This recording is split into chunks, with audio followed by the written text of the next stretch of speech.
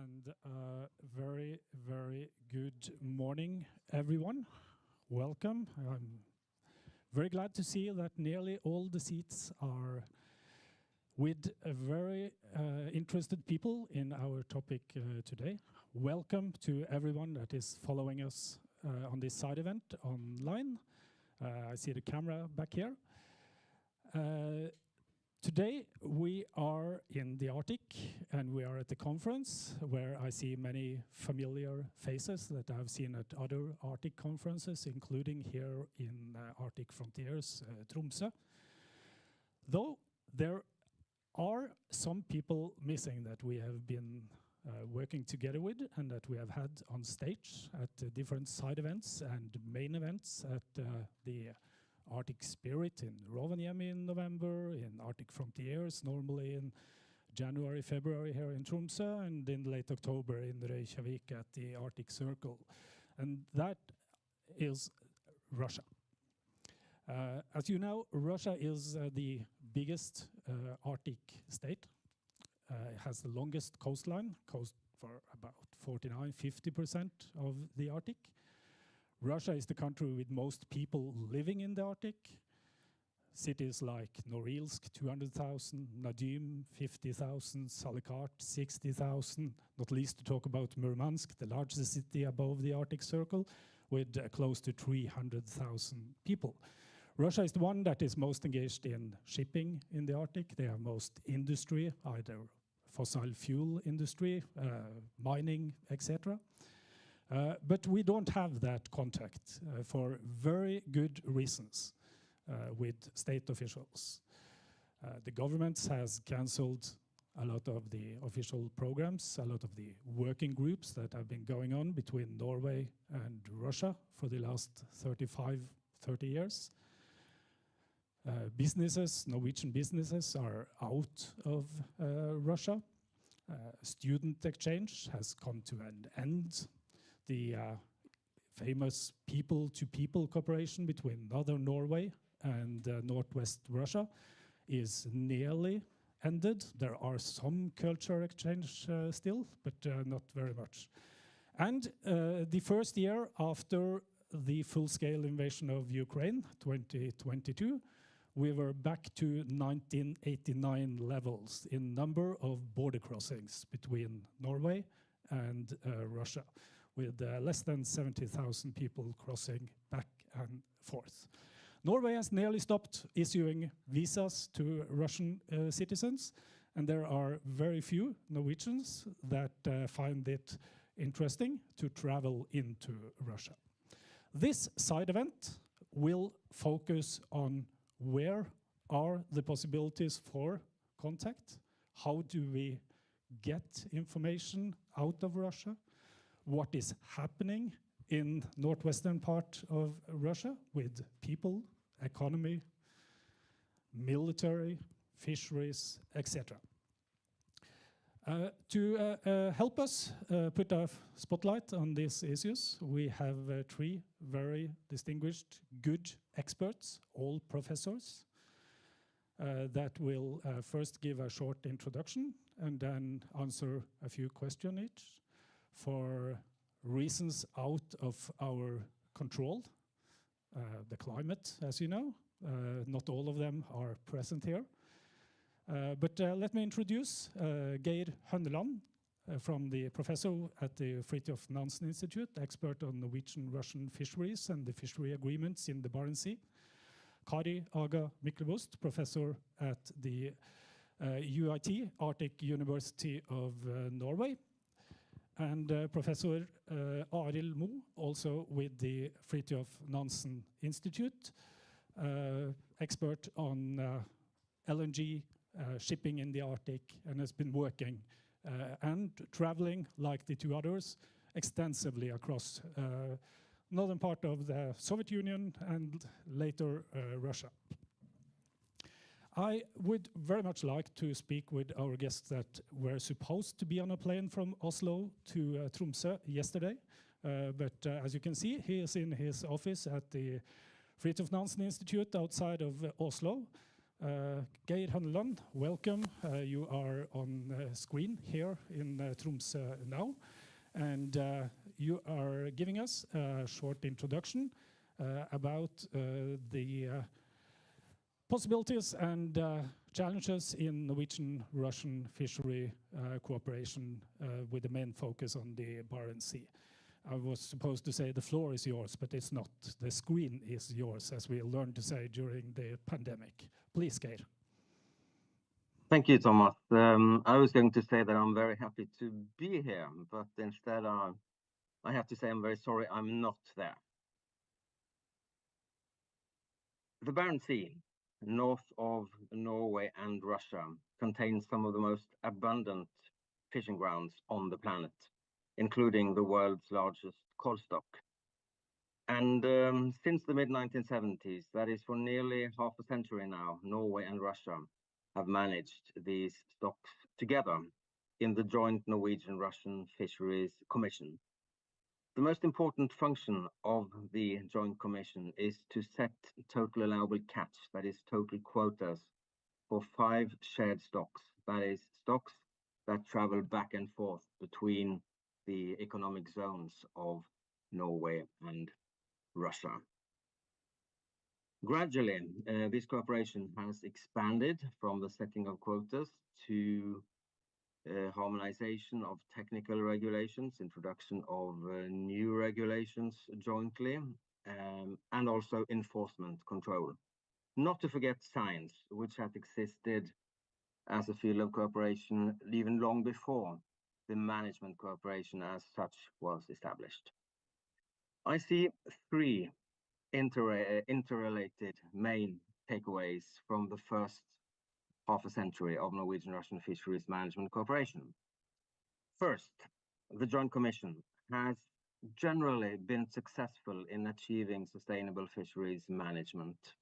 It's been characterized by a strive for compromise, pragmatism, and by and large, the stocks have been maintained at relatively and sometimes even very high levels.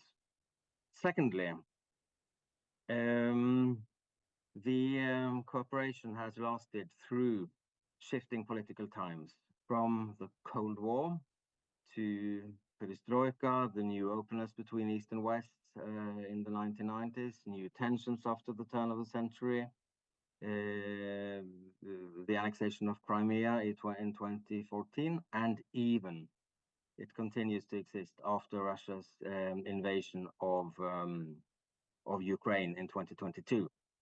And thirdly, also interrelatedly, there has in fact been a Norwegian-Russian political alliance in the Barents Sea towards intruders, in inverted commas, from the south and west, that is Norway's political allies, like Iceland, which started fishing without a quota in the Barents Sea in the 1990s, and also to some extent the EU and UK, with which there are continuous, if not very large, then at least rather continuous issues of conflict.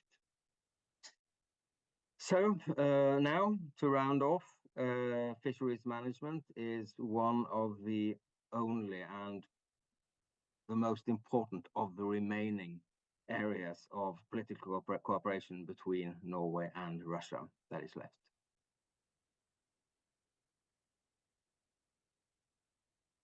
Thank you very much, Geir. I have some few questions for you. Headlines here in Norway over the last year, since the full-scale invasion of Russia, has been when Russia threatened to withdraw from the fishery agreement with Norway. Is that a threat that we should take seriously?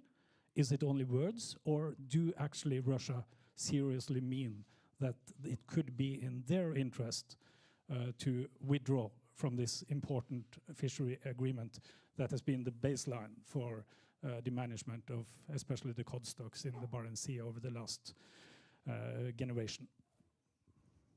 Yeah, that's quite interesting because there has indeed been some attention in the Norwegian public to these threats from Russia to withdraw from the cooperation. But I would like to emphasize that there are no rational reasons for Russia to leave the cooperation with Norway. It's in both states' interest to continue to cooperate if we think about the prospects for sustainable fisheries management. But there is an additional reason for Russia to remain in this cooperation. That is that the agreement with Norway give Russia access to the western parts of the Barents Sea, which is where the most interesting catches are. The fish is bigger, it's much more easily accessible than in the icy eastern areas of the Barents Sea, where the fish is much smaller. So over the years, Russia has always feared the prospects of being of losing access to the western parts of the Barents Sea. So I see no reason why Russia should withdraw. The only possible reason would be if fisheries management is lifted from the fisheries agency, the Ministry of Agriculture, where it's currently located, to presidential level. One might say that Russia has done things in the past which are not in its economic interest. But on the other hand, I cannot see any reason why Russia should withdraw.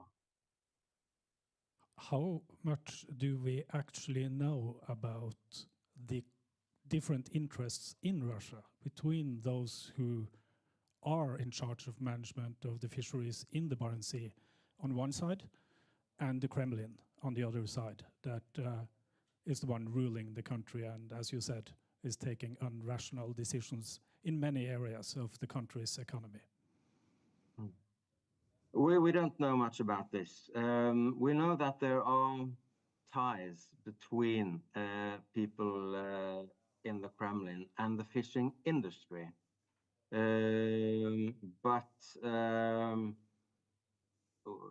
I haven't seen any indications that the Kremlin, as a political authority, is trying to push aside the fisheries management system. So yes, it's we don't know much, but to the extent that we know anything, it's that currently there are no such signals that is going to happen.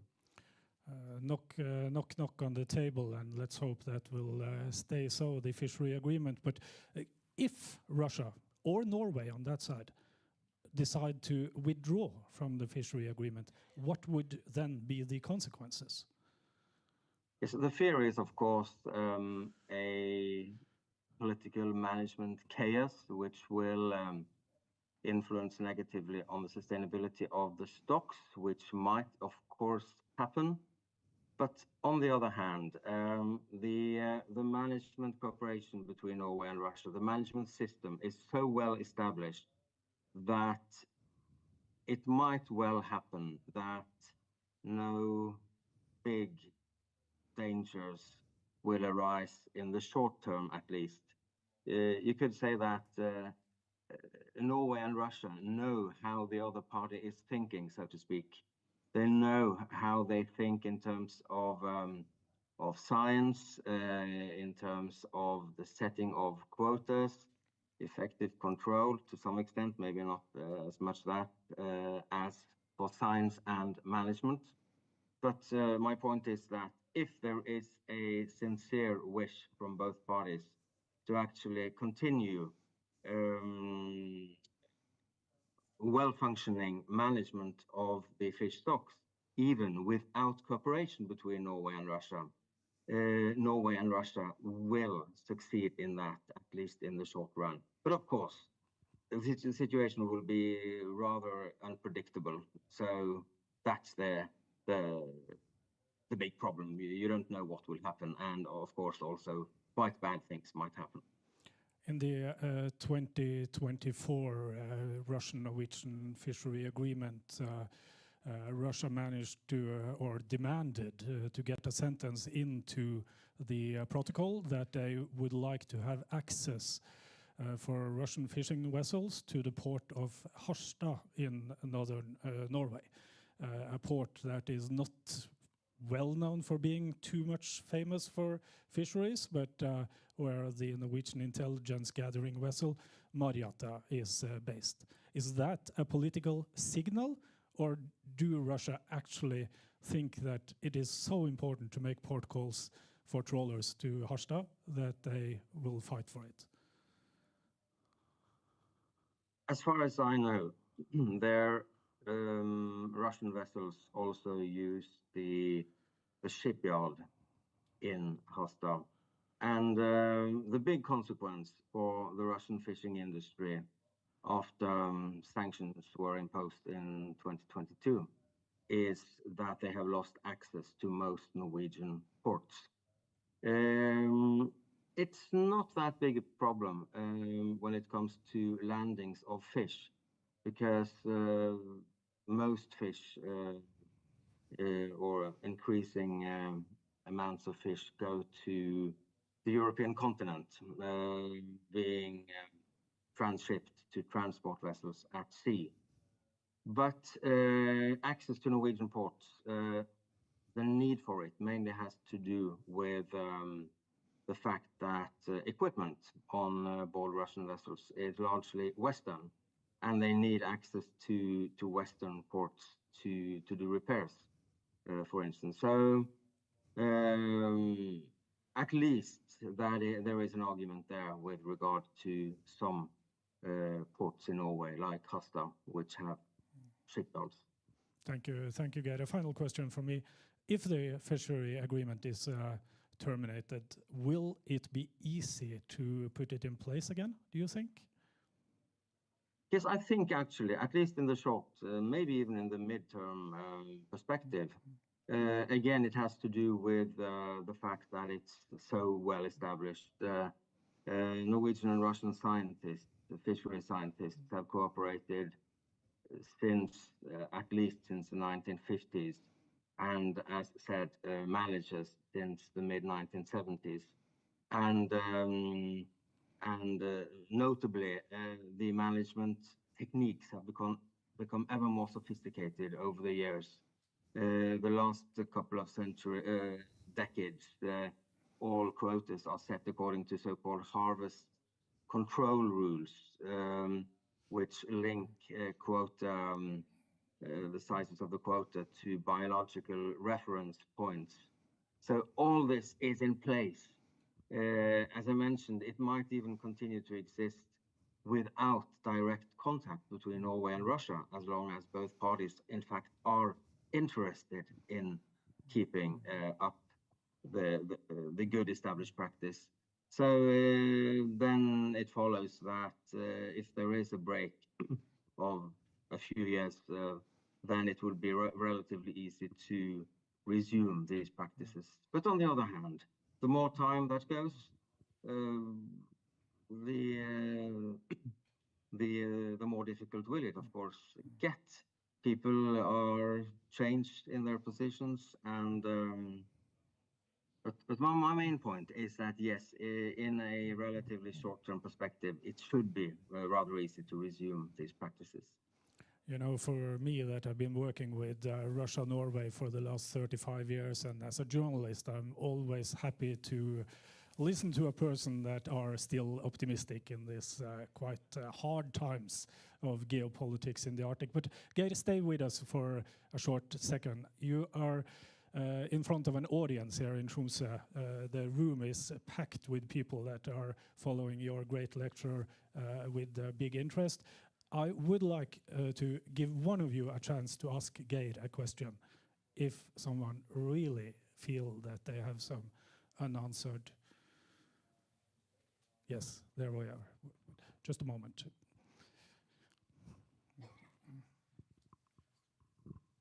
My name is Nils Torsvik. I'm also a journalist or earlier editor of fishery magazine in Norway, fishery newspaper. I would like to ask Geir a question about the Russian economy. The Russian economy has been turned into a war economy. Do you see any sign of fishing industry as contributing to this economy at present? Or do you fear that this will be the case maybe in next months or years?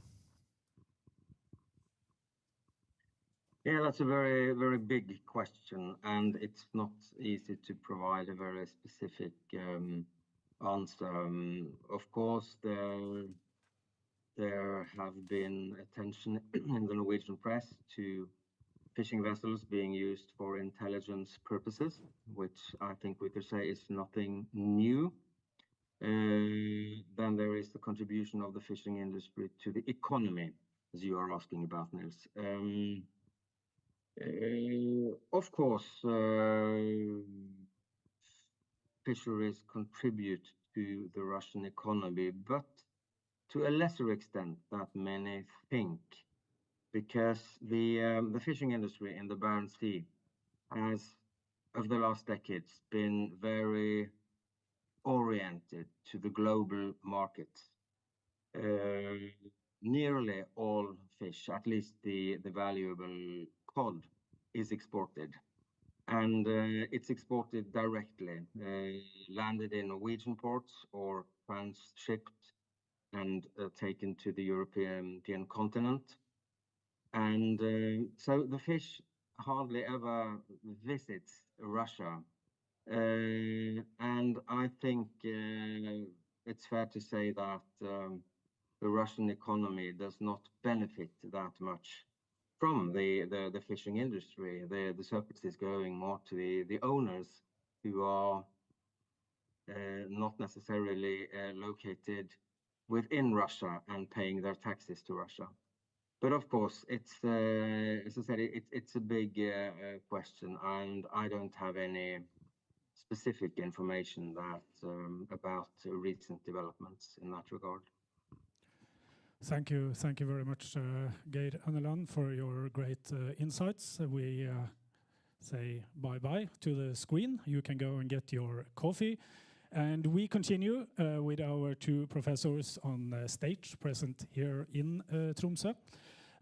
Some 15 years ago, when Norway, Russia thought that we had a lot of common investment interests in the Barents Sea, our foreign minister at that time and Sergei Lavrov of Russia were discussing how to develop the Stockman field in the Barents Sea, a project that definitely is dead today.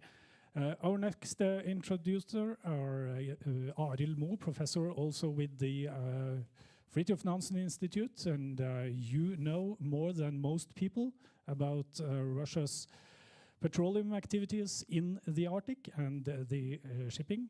Please, Arild, the floor is yours. Thank you. Can you hear me? I'm supposed to press the button here.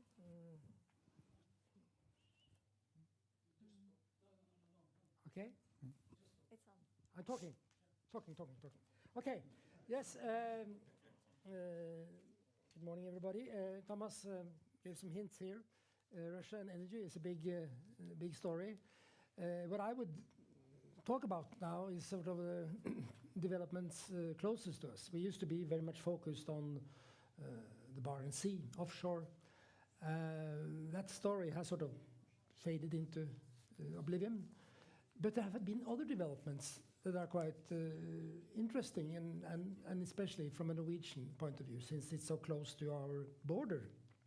And that is the fact that Murmansk Oblast, or more specifically Murmansk City, has or is becoming a quite important hub for the LNG industry, liquefied natural gas.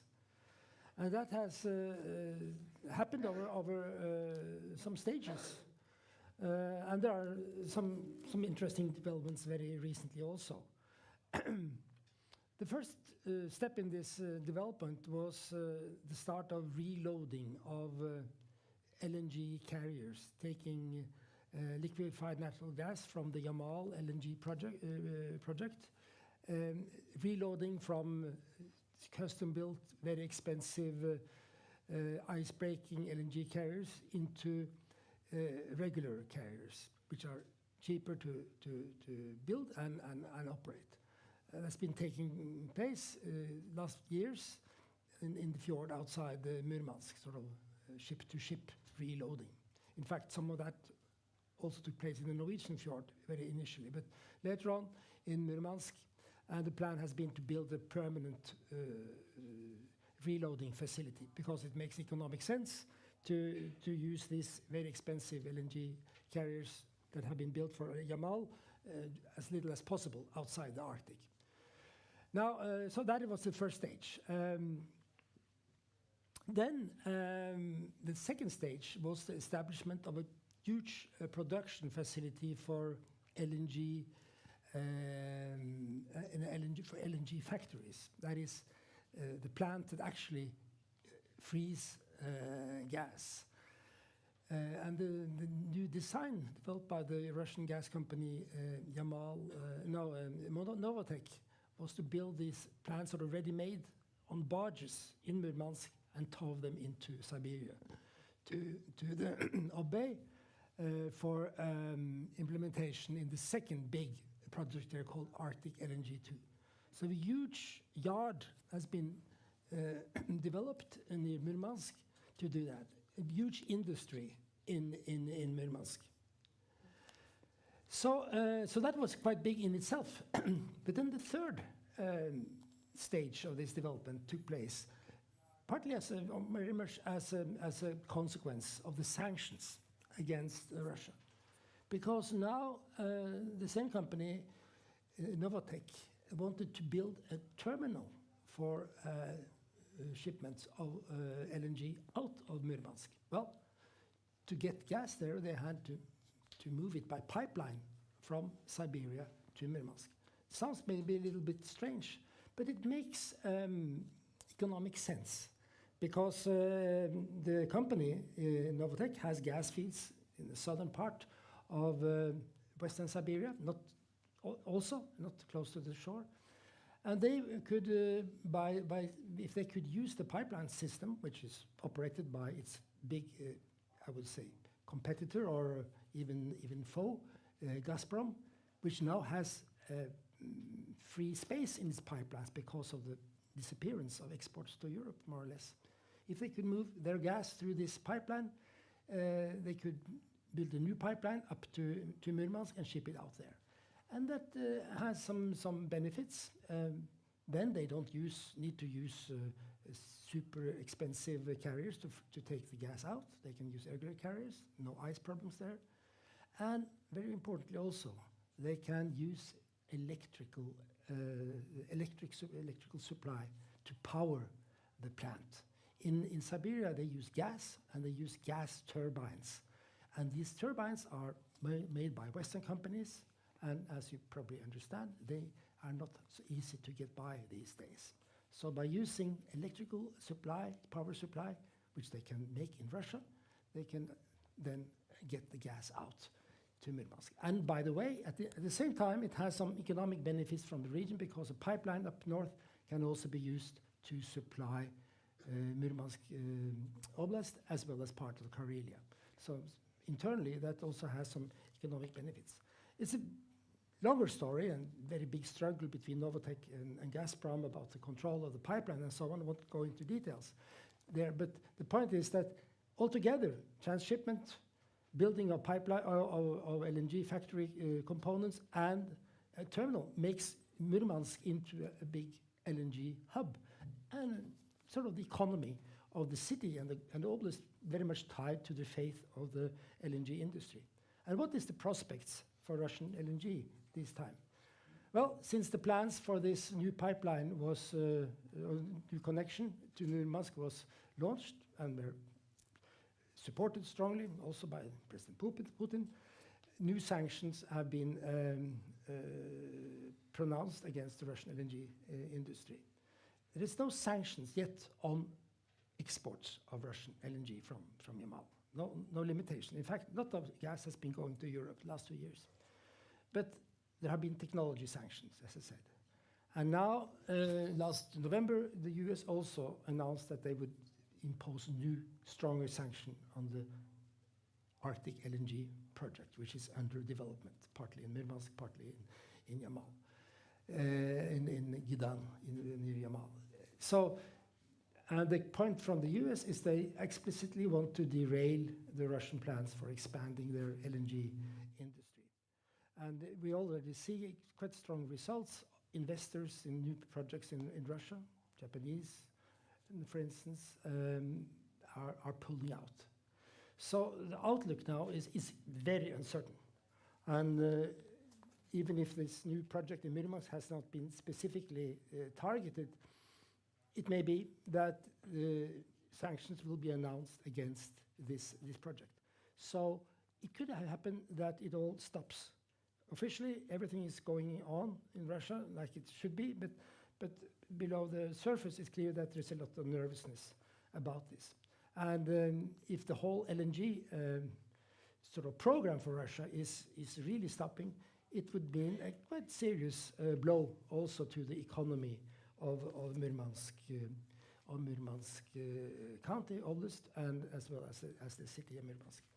I'll stop there.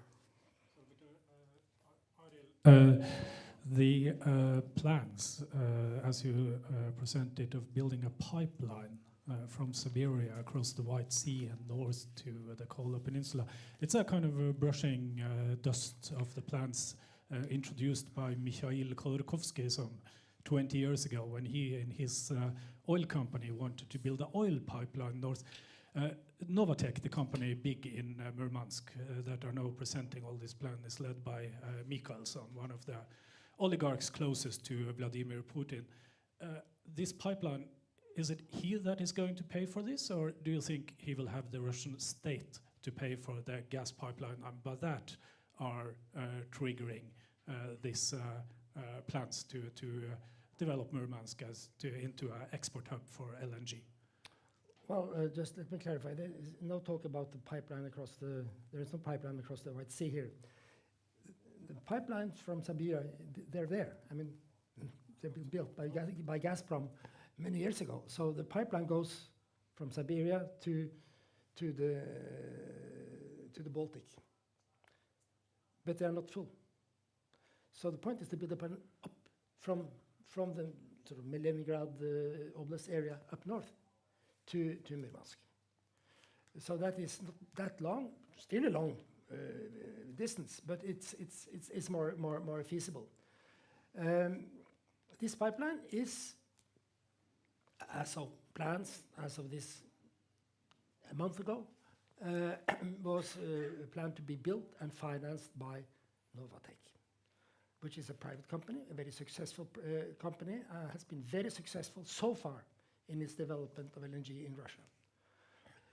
But as a part of this deal with Gazprom, it would be turned over to Gazprom later, but financed by Novatek. But again, finance, what is finance? Finance is sort of attracting also external investors. And that is, I think, the big challenge for not only Novatek, but also other Russian companies. Who is investing? Where do we get investments in Russia these days? The state, of course, is always there, but it has a limitation and has, as we all know, many other fish to fry. So, and foreign investors are reluctant or maybe even pulling out. So it's a big uncertainty. But in principle, it was supposed to be a project financed by Novatek.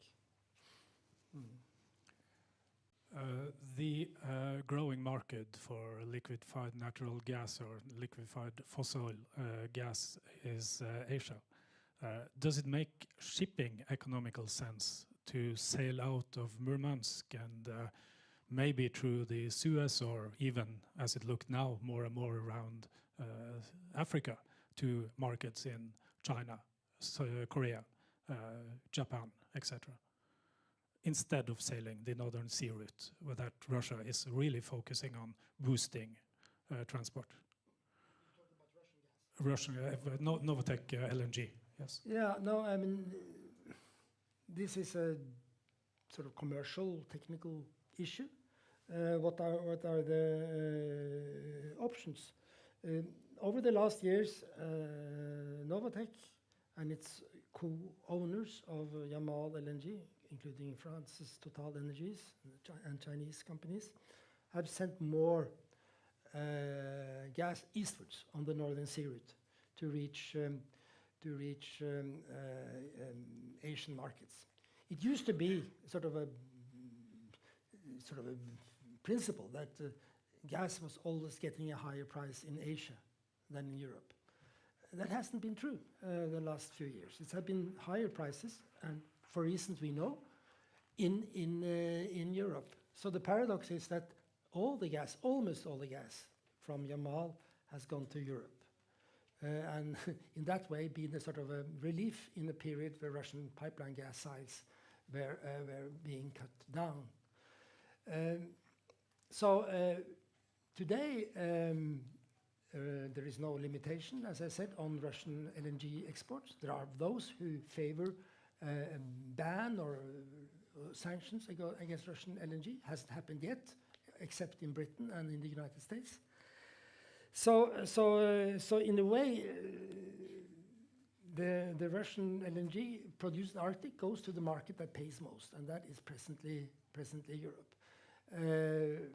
They can also go through the Suez Canal. And that was also the original scheme, being reloaded and go through the Suez Canal. They have done that also. But as I said, today Europe is the endpoint for most of the gas. Going around Africa is not an issue, an option, or really an alternative, as long as you have the possibility to sail eastwards on the Northern Sea route, which they have, because the ice situation is lighter.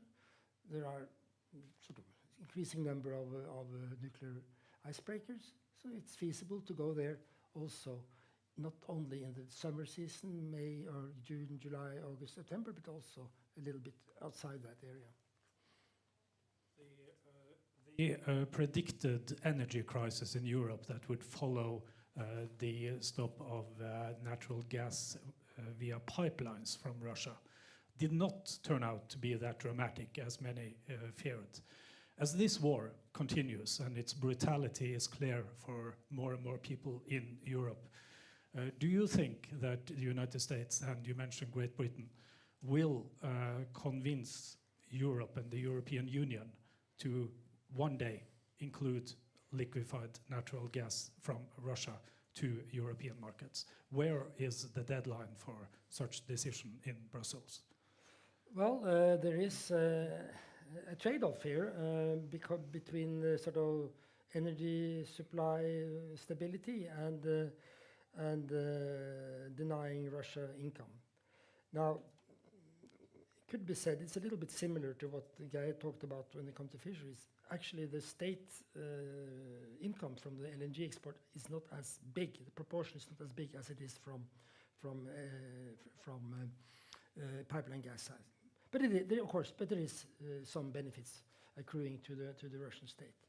But if this gas from Russia helps Europe avoid sort of a social crisis, that is also a legitimate argument. Now there are other LNG suppliers coming on stream, and the situation in a few years may be that there is quite a lot of alternative suppliers. And in that situation, if the general situation between East and West is the same, the argument against Russian LNG will be stronger. Incidentally, the United States has become a very big supplier of LNG. And in Russia, of course, they interpret American moves against the Russian LNG also as a very practical way of getting rid of a competitor in the market. But I think politically in Europe, the argument will stand stronger if the energy situation feels controllable. A final question from me. Talking about LNG shipping in the Arctic, how has Russia's extensive plans to develop Northern Sea route shipping changed after the full-scale invasion in February 2022, or has it changed at all? Well, officially they haven't changed. But it's clear that there have been important developments in terms of loss of interest in the big projects which were supposed to underpin the Northern Sea route. That is not only LNG, but also in oil. So there is a process now about reformulating sort of the plans. They're still very ambitious, but they're taken down somewhat. In the shorter term, there has been an interesting, important development since more oil is being sent on the Northern Sea route than before. And the reason is that Russian seaborne oil is denied access to Atlantic ports. So oil that's coming out of the terminals in the Baltic Sea and also in the north, they cannot be sold in the West. It has to go to Asia. And then they have found out, well, we send the oil on the Northern Sea route. Problem is that they don't have that big supply of ice-class oil tankers. So some of the oil has been sent on the Northern Sea route without ice class. And that has created concern by environmental organizations, not least in the West. Russians maintain that it's safe, it's only in the very most ice-free period. But as we know, there are always some uncertainties surrounding ice. Volumes maybe not sound very big. There was 1.5 million tons of oil sent on the Northern Sea route last year, and much of it coming from the Arctic itself, but some coming all the way from the Baltic Sea. So that is, if that is going to increase, and if the level of safety is lowered, that is a sort of challenging situation. As a journalist, how much do we actually know about possible incidents or even accidents with the shipping of oil along the remotest shipping lanes in north of Siberia? Could there happen things that we don't know? How is our ability to get access to information? I don't think we would. I think if it was a question of a major spill, it would be detected. I mean, this can be observed from satellites. Minor spills is a different thing, but as of now, there hasn't been any major oil pollution incident on the Northern Sea route. Thank you, Arild. Audience, you will have a chance to ask questions to Arild, but since he is here, I suggest that we continue with Professor Kari Aga Myklebust and then take the questions by the end of the session. Is that okay? Answer yes, please. Yes, cool. Kari is one of Norway's best experts on what is happening in the civil society in Northwest Russia.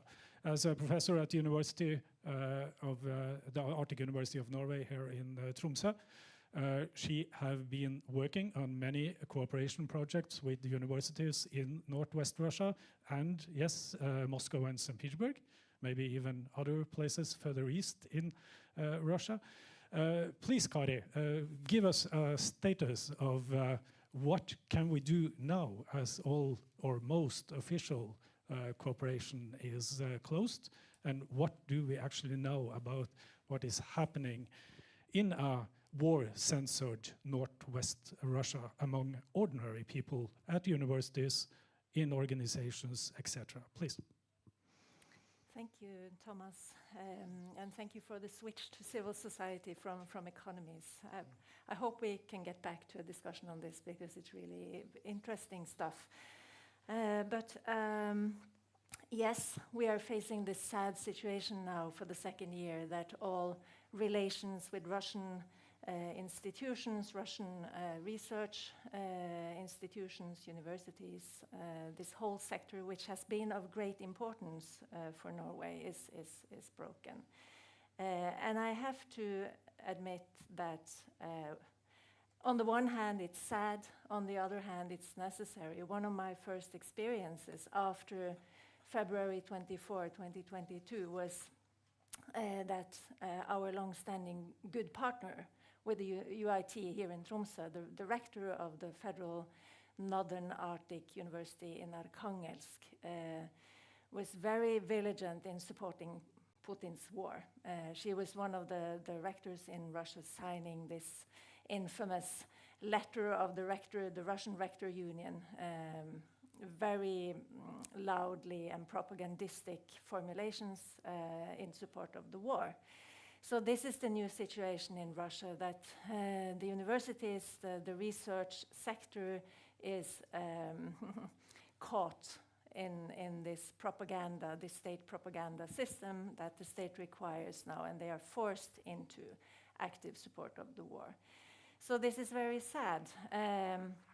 On the other hand, and we are of course stuck on the outside, my university here does no longer allow us to go to Russia.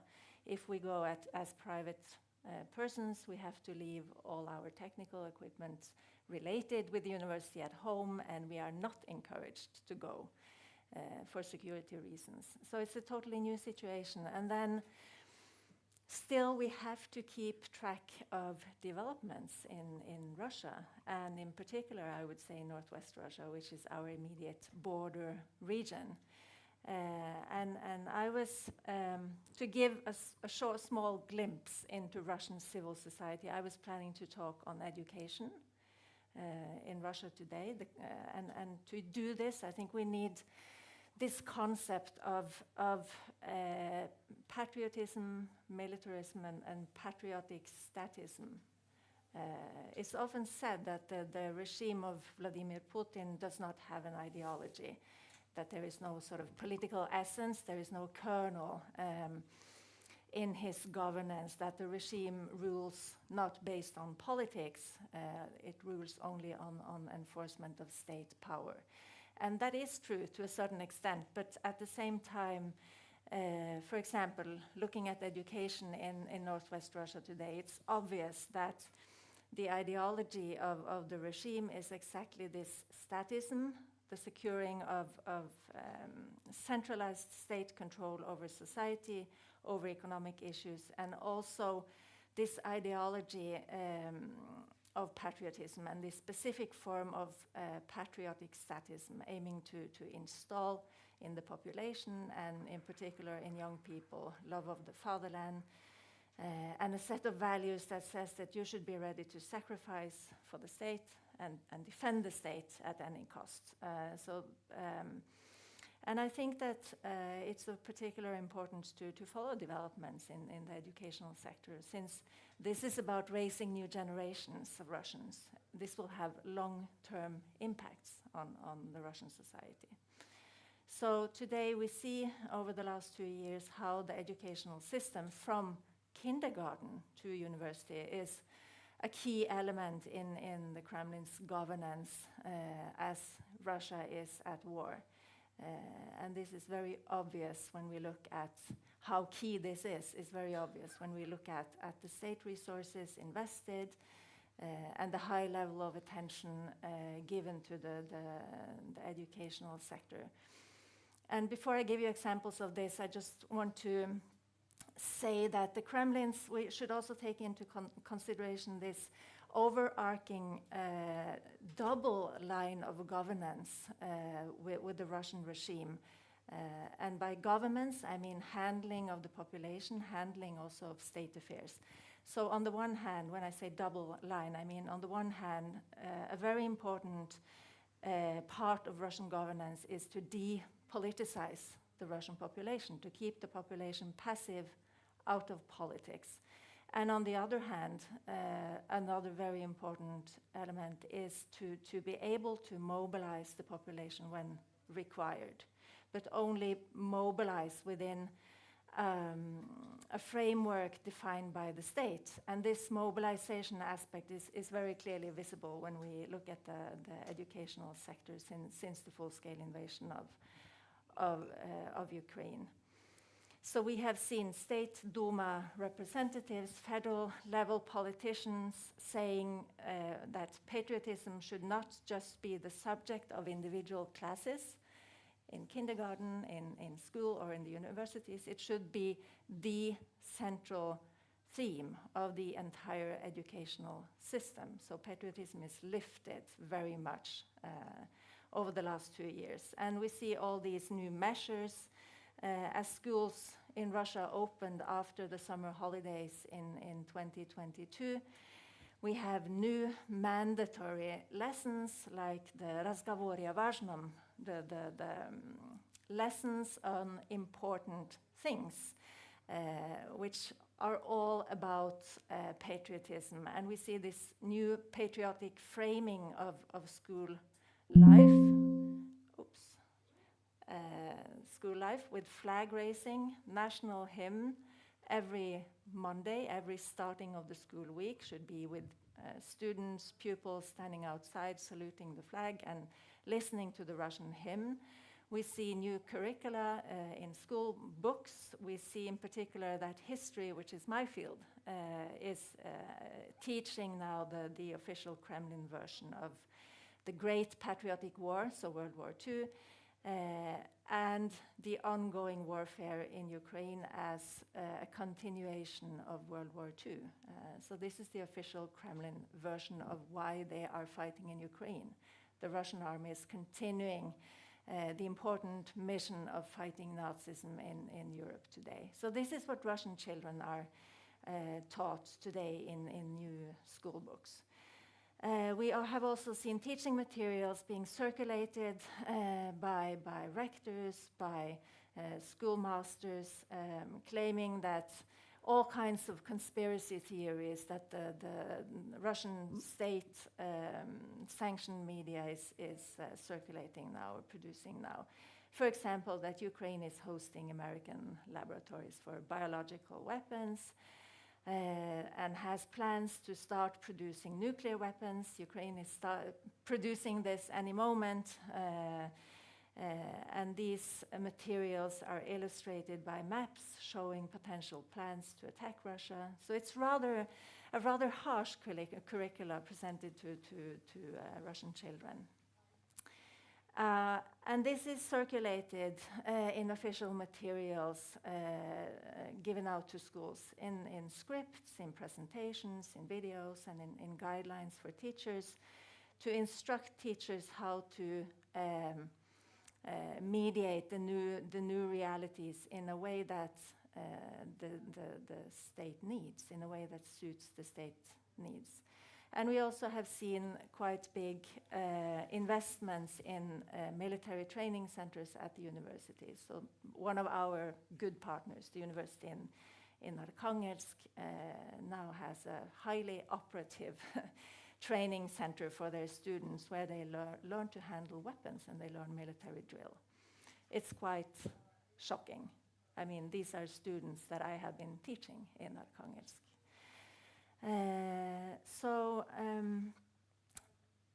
This is all about why this militaristic patriotic education and why this extreme focus on this. It's, of course, all about holding up the soldiers of World War II, the Soviet Red Army, as an ideal. The soldiers of the big war, the former war, as heroes, as ideals, drawing a parallel from this to the Russian soldiers at the front line in Ukraine today, and teaching Russian children and youth that this is who they need to be in the current situation. They need to be ready to be mobilized and fight for their country. So this extremely politicized educational policy and this very instrumental use of history and in particular memories of the Great Patriotic War. So there is no room for the realities of the war, the Second World War, I would say, or the war in Ukraine. But this is a field that resonates in many Russian families today because they have family histories from World War II.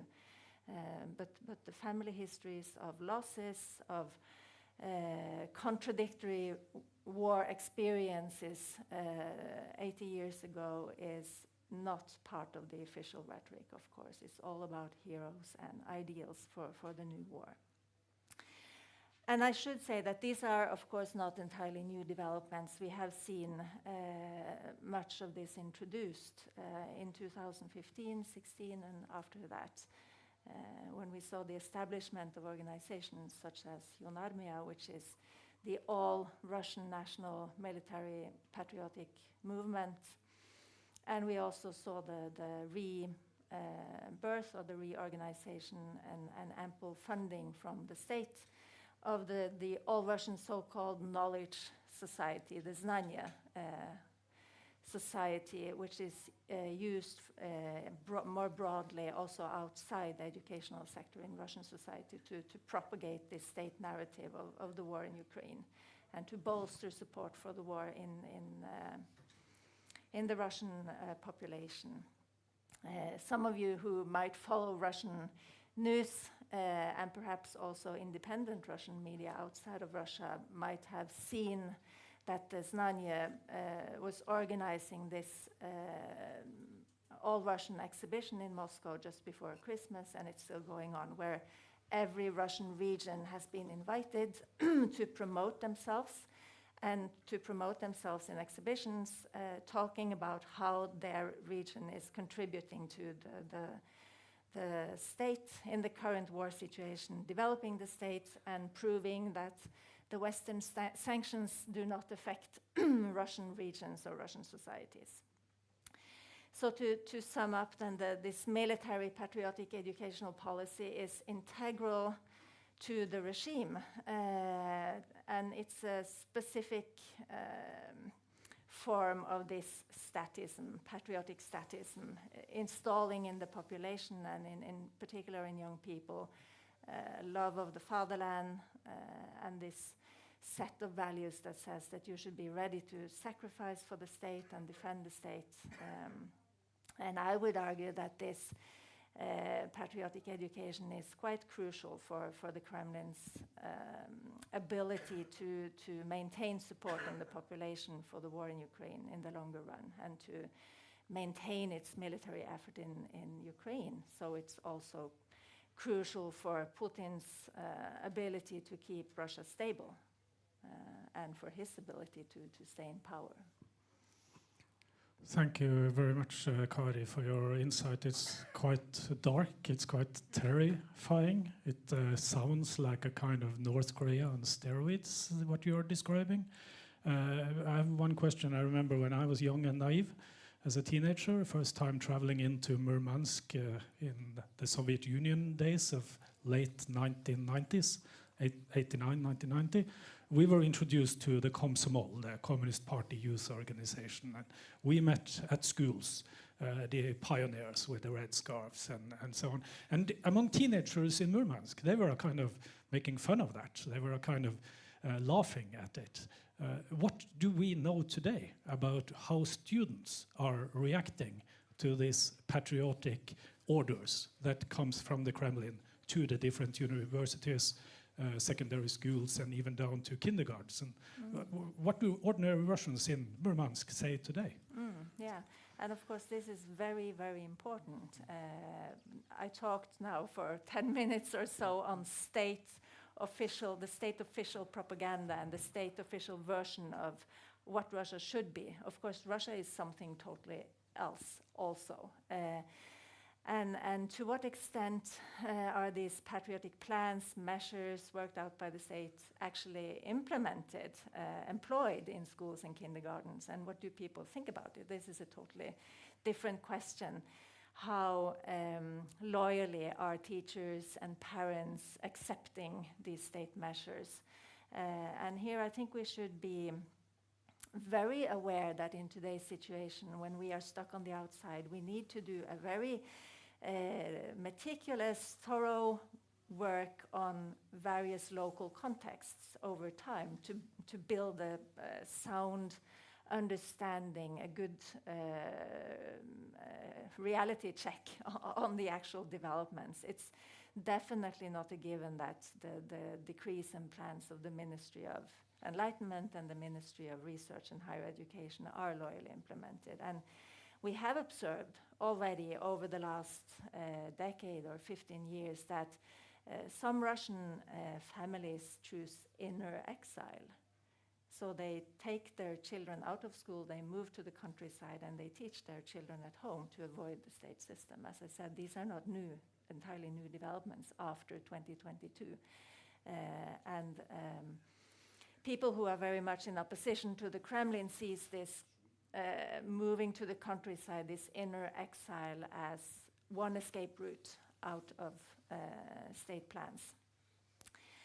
And then also with all these new efforts from the state since 2022, we have witnessed certain resistance in various local communities, not least in Northwest Russia, that me and you follow most closely.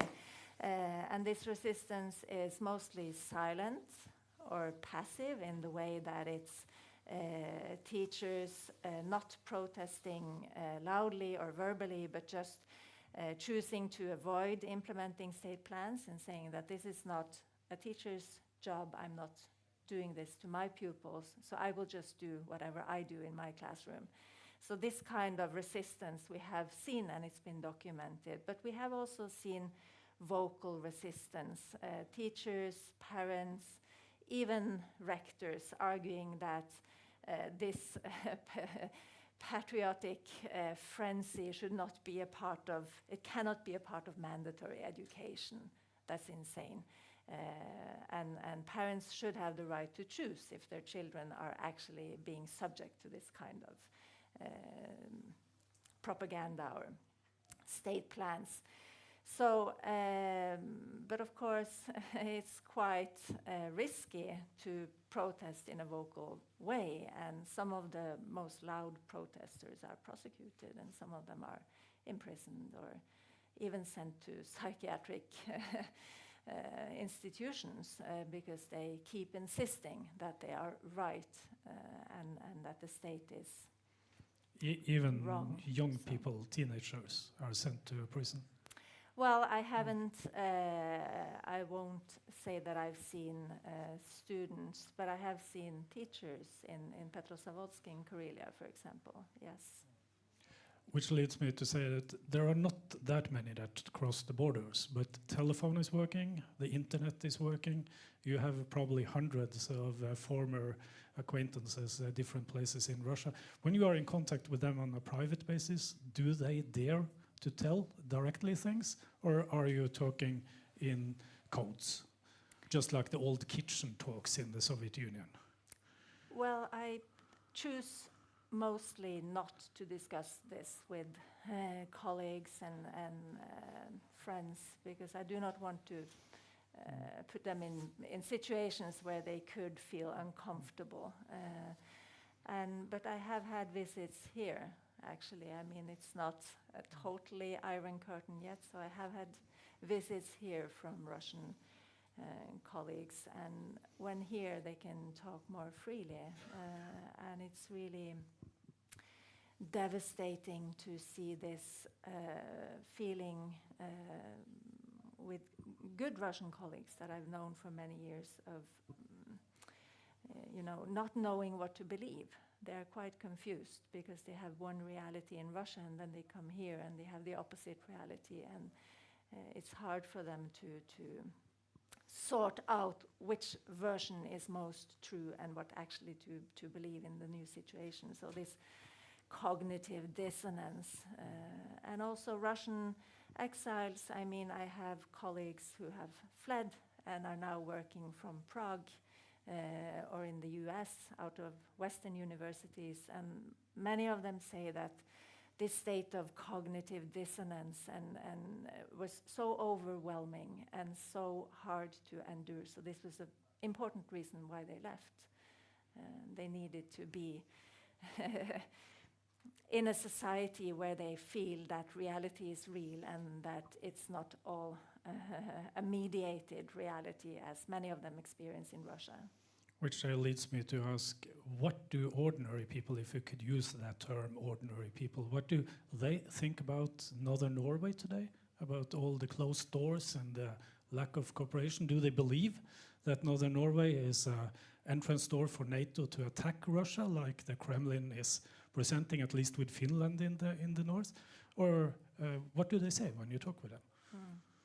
Well, I don't dare to estimate what people actually think, because I don't know if they can feel free to talk to me about what they actually think. So that's a very hard question. But what we see, if we look at the media in Northwest Russia and the images of Norway and Northern Norway that we find there, we see a very contradictory image, I would say, a very twofold. On the one hand, very negative, very hostile image of Norway, who joined every sanction after the full-scale invasion, who is now no longer ready to cooperate with Russia, blah, blah, blah, all this stuff.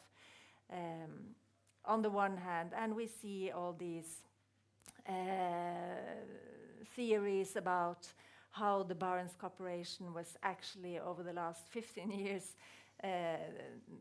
not well-intended or good-intended from Norway. It was a strategy to sort of influence and undermine Russia. So you have these very negative theories about Norway circulating, and a growing mistrust of Western partners in general, including Norway. And of course, this is amplified by a certain segment of state-aligned media in Russia. And then you have this other very positive image of Norway, which still exists in certain environments in Northwest Russia, in Murmansk and Arkhangelsk, for example. A very positive image of cross-border friendship between people in the north, which is historically has been a reality and which is broken today but should still be cherished.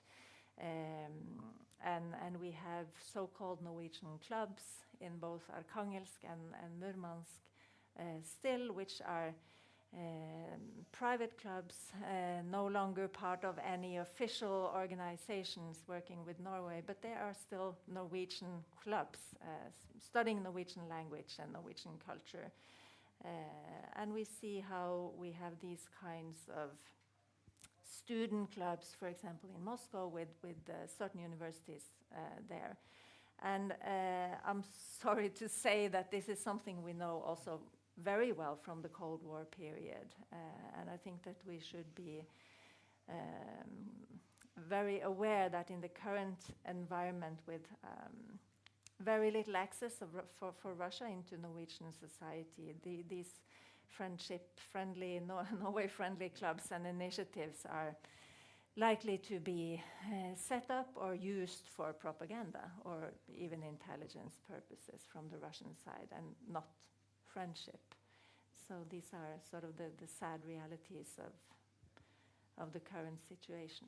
Even if people, I do not doubt for a second that many Russians still would like to have friendly relations with former Norwegian partners, of course. But this is, of course, a very controversial and securitized topic in today's Russia. We were supposed to have here on stage today a colleague of mine, Georgy Shentemirov, but he is like thousands of others that were heading to airports in northern Norway, stuck at one of them, so he was not able to be here today. But he is every day working in journalism, using journalism as a tool to tell the stories about what's happening in northwest Russia. I would like to invite some questions to our two presenters, Kari and Arild. And I'm a journalist, so I do the easiest one first. I take the one nearest to me, please. Thank you, and I'm a journalist too. I'm apparently older than you. I didn't visit Murmansk only in the 90s, but already in the 70s. And what you are sharing with us, Kari, is pretty like the Soviet Union I met in the 1970s, the patriotic miseducation, or whatever you call it, the flag raising, all that stuff. Nothing you have shared do I not recognize from the 1970s and 80s. But those days, it didn't prevent us from cooperating, even with state institutions. The Bolshoi Ballet danced in Copenhagen. We had educational exchange. What has changed since then? By those days, it was actually an argument that the more brainwashed the Russians were, the more we should embrace them and invite them and exchange with them.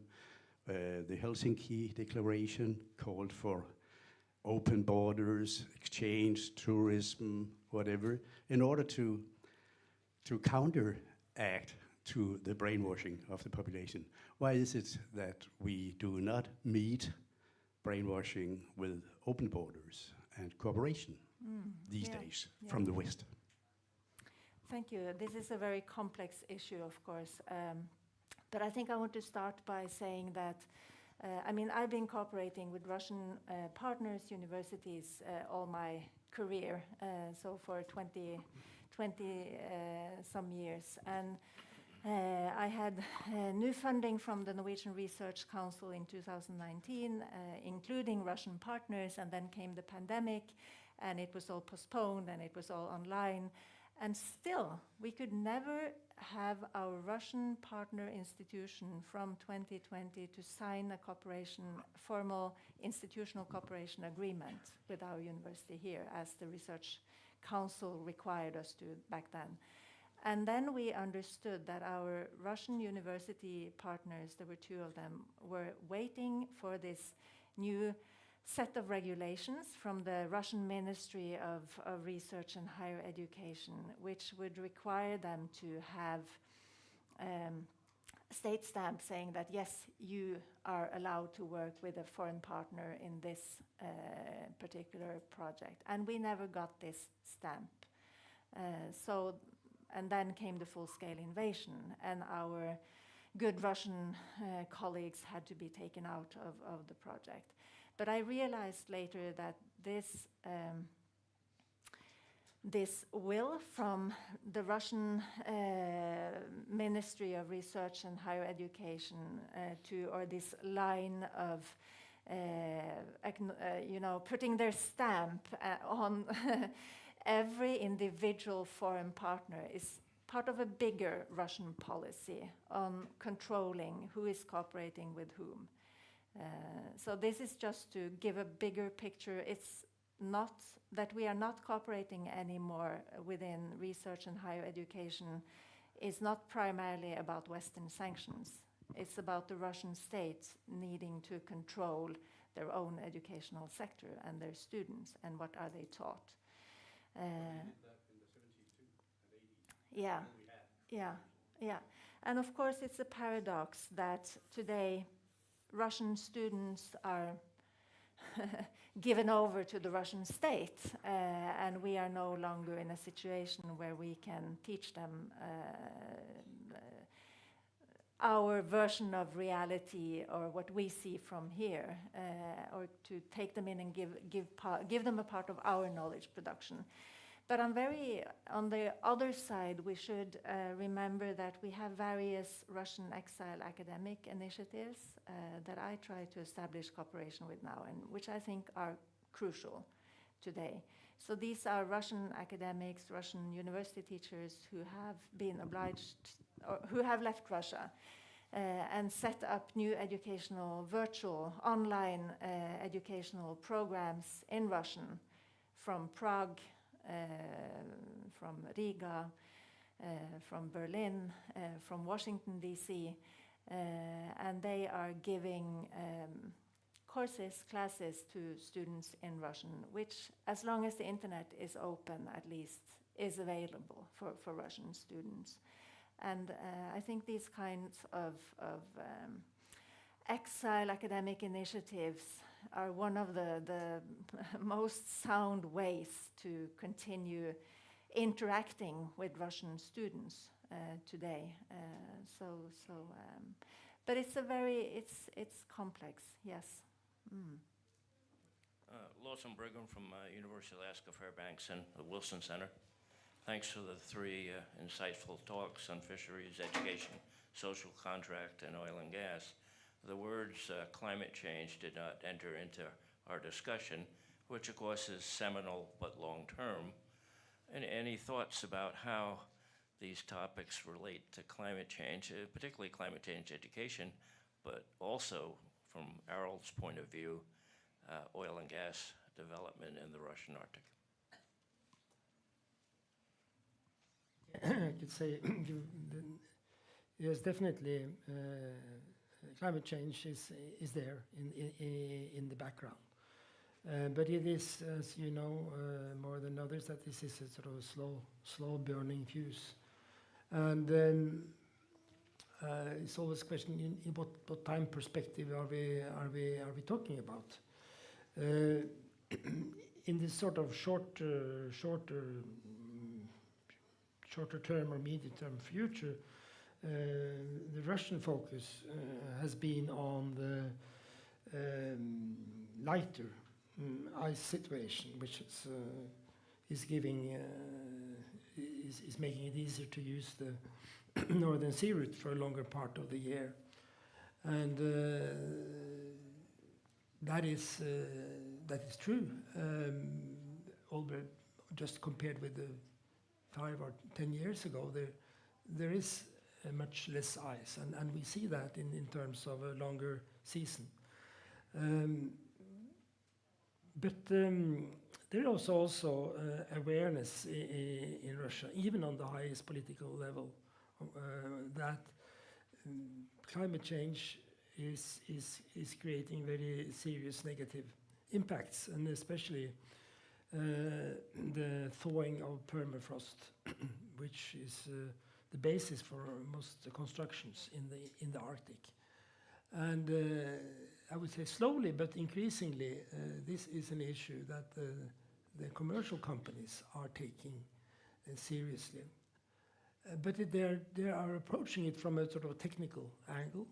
What can be done technically to secure installations, to enforce ports, and so on. So it's not like it's an existential crisis. It's a huge technical and also economic challenge. The bigger story about decarbonization is seen more like a threat, or was seen like a threat to Russian economy, not because of the sort of the climate, but the climate policy impact in Western countries, which has been underway, decarbonization, which could hit the Russian hydrocarbon exports. Now they have been hit for other reasons in a much shorter perspective and in a harder way. But yes, I think it is, if you just sum it up, in Russia there is an understanding of climate change, and certainly a lot of research, not least in the field of permafrost. The implementation of policies are different, and the willingness to participate in the global climate regime is more sort of reluctant. It's not totally out of the question, but the Russian interpretation of its role here is different. So this is a process, and we at our institute are very keen on following it, both the policy development and also the actual impacts in the Arctic.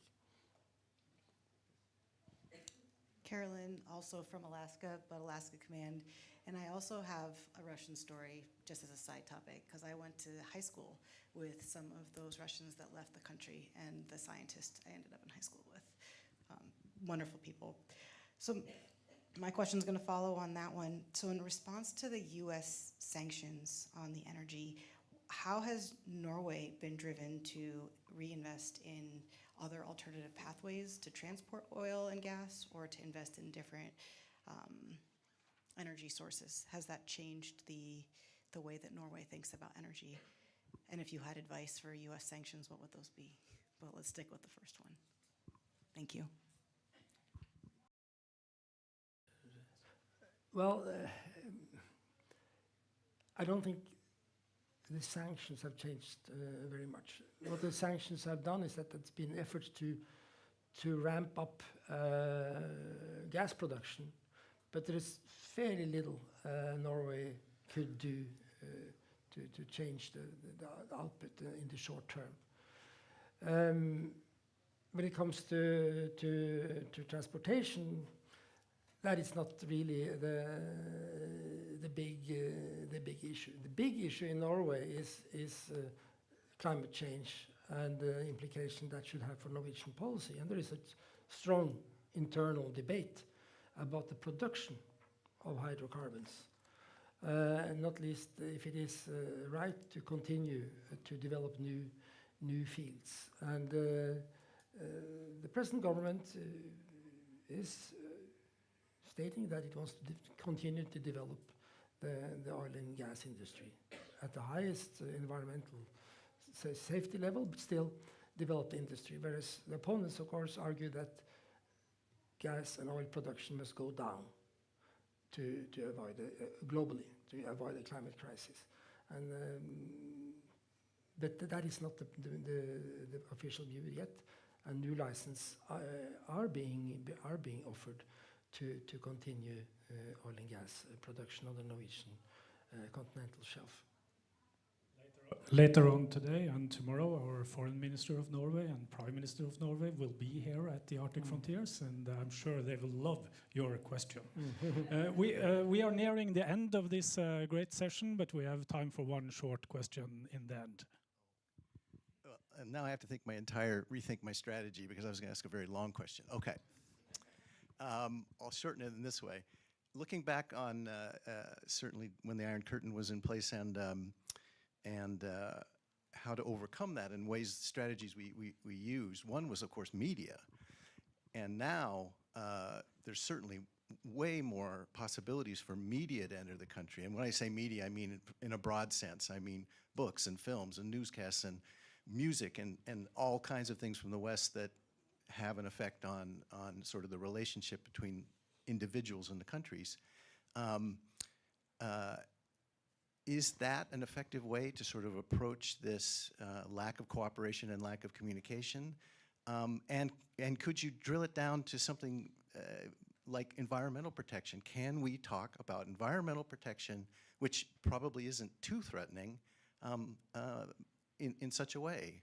Establish a website, a portal that requires no registration, but just discussion takes place without identifying individuals, something like that.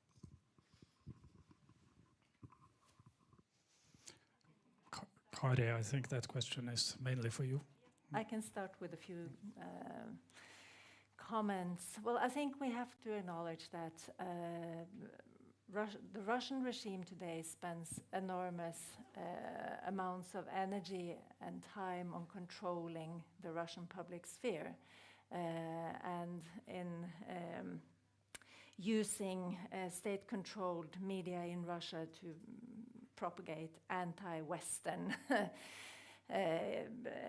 viewpoints on whatever the West is trying to do. So I think this, I really appreciate this cultural approach and trying to reach out to the Russian public. But I think it's a very hard line,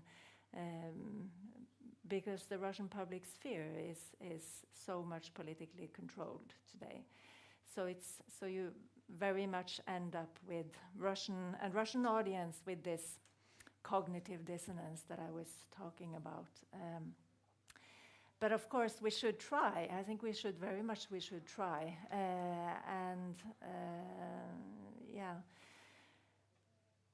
Russian exile media is trying. I mean, it's about reaching out to the Russian audience with facts. And trying to establish what are the facts. I mean, I know what I'm talking like I did today on patriotic education. I have to be very aware that on the one hand, I'm fueling threat perceptions of Russia, but I cannot not talk about the realities and the facts that I see. And I think that part of this cognitive dissonance with many Russians today has to do with that they don't believe in facts anymore. They don't know what to believe. So why should they believe our facts? Why should they believe Russian propaganda facts? And new reports by Russian independent media are actually showing that people are in Russia, the population in general, are becoming more aware that the war in Ukraine is very much framed within this propagandistic framework by Russian authorities. They have understood, most Russians today, that this is not a special military operation. It's a long-term war that they are involved in. And Russian mothers, we have seen over the last few weeks, Russian wives' mothers are demonstrating in the Red Square in Moscow, saying we want our husbands and sons back. And so I think facts are the solution, and reaching out with facts should never be given up as a good strategy.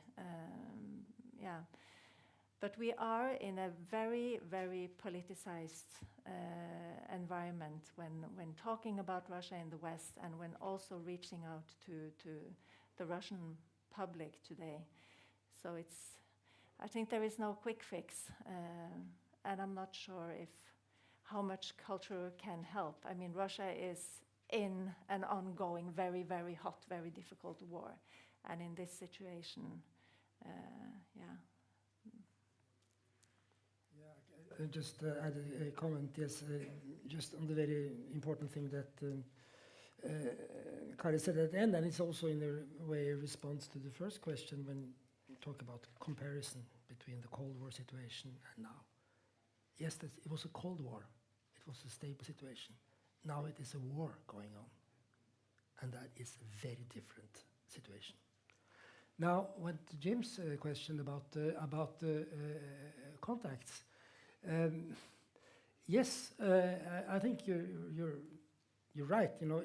It's not like all contacts have been broken, and in terms of environmental issues, scientific issues, it's absolutely possible to have dialogues. But the broader the issue is framed, the more easily it is politicized. Take climate change as a sort of issue. It very easily get into climate policy, very, very controversial issues. So that's harder, but more narrowly defined issues, I think it's perfectly possible to have both direct contacts and even organize sort of conferences, online conferences.